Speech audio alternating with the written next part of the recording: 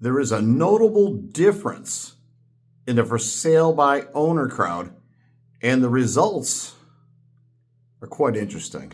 This is your host, Ron Wysakarski, for the Black Hole of Real Estate and the FSBO market, for sale by owner, FSBO.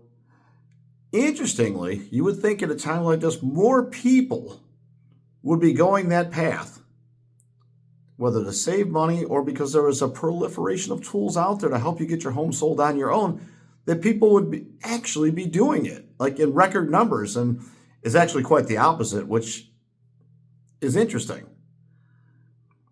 You see, last year, 2024, a record low 7% of owners sold their homes on their own. And this is at a time when it was put out there that you would have to have these buyer brokerage agreements right now, very similar to the listing contracts, for pricing, transparency, and commissions, to help consumers understand that when you purchase a home, there was commission involved. And while some may say, well, we knew it was always there, well, look, there was lawsuits, there's new stuff in place, and you got to have it right now. So that's off the table right now.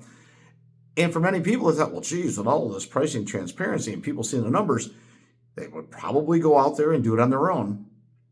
Interestingly enough, on the seller side, there's always been a way, to help yourself get it sold by paying to have a company put it on the MLS with limited service options where you just talk directly to the owner. You're just paying for a posting. That's all you're doing.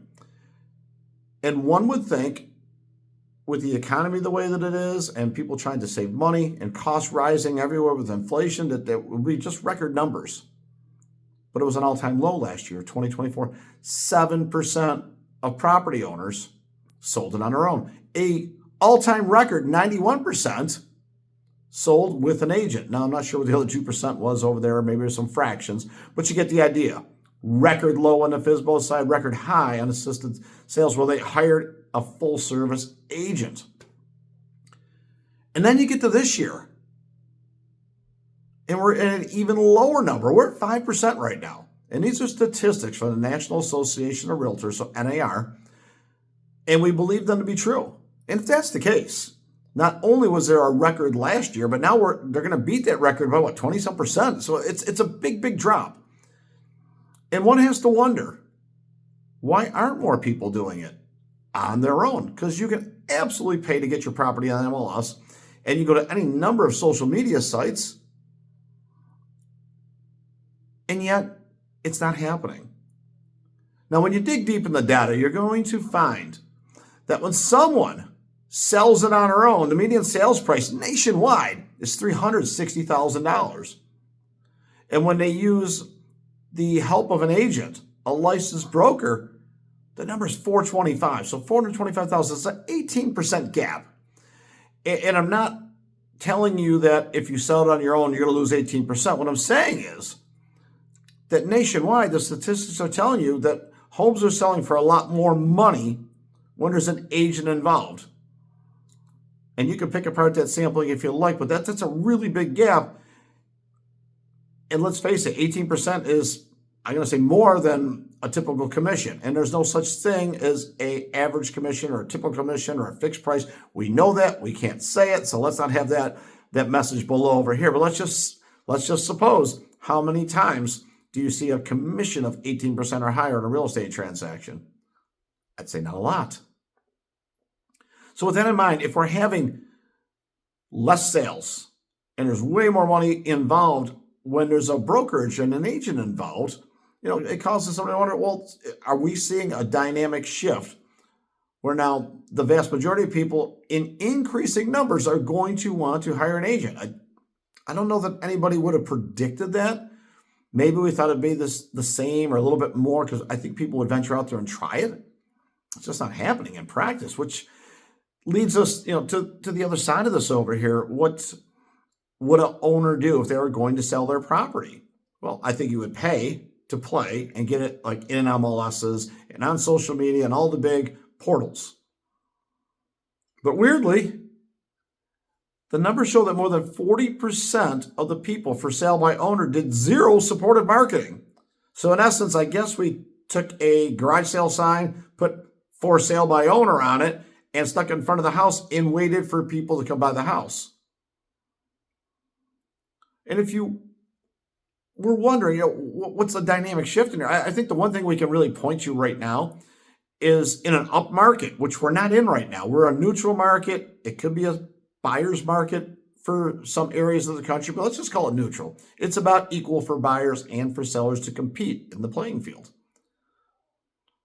And I think it's harder for someone to sell on their own if you don't have all the tools, the negotiations, the contracts, and the expertise and the savvy and the desire to have people in and out of your home, handle all the phone calls and the paperwork, the things that, we say, we would gladly do to save the money. In practice, people actually don't like to do it.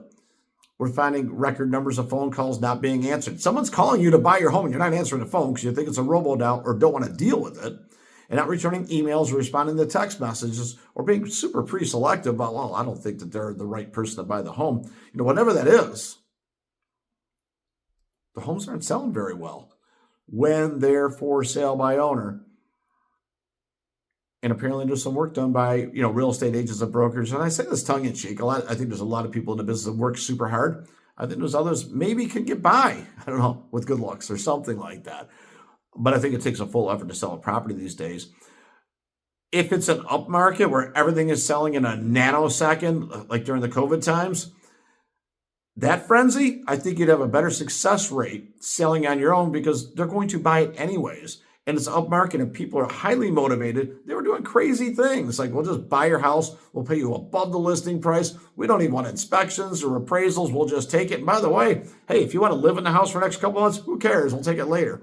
That's what we were going through. That was crazy.